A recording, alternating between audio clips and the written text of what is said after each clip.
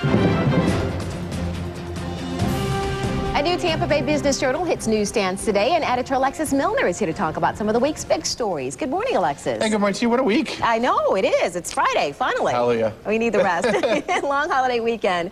First up this morning, we're going to talk about St. Joseph's big plans to build a second hospital in southern Hillsborough County. Well, they got some initial regulatory approvals back in 2008. Of course, the St. Joe's North has been a success, and now what we report this week is they're really moving ahead for a major project down south of Big Bend Road between I-75 and 301.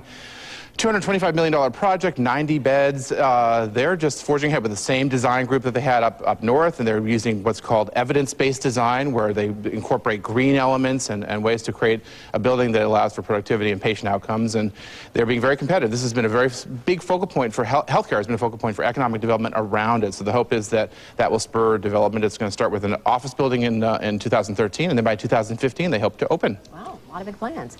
And speaking of big plans, we're going to talk about the Belleview Biltmore Hotel. The owners are looking for new uses for that property. Well, that property, built in 1897 by Henry Plant. It's a historic structure, but there's been some issues. It's fallen into disrepair. They were going to renovate it back in 2007, but then the economy tanked. And now the town of Bel Air, along with the new owners, a group out of Miami, are issuing a consultant study to figure out what's the best use. Are they going to rehab it? Are they going to to rehab part of it, restore some of it, and build around it? Or are they going to knock it down?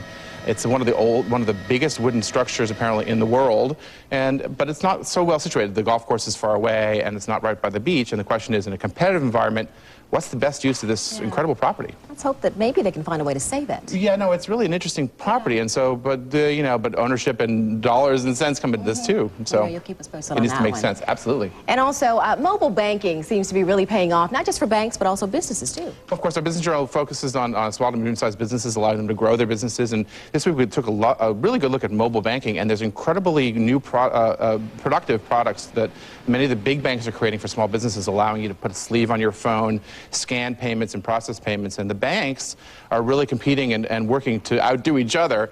And for small and medium-sized businesses, this is great. You can take and process payments quickly. And I think for small business owners, cash flow issues are really important.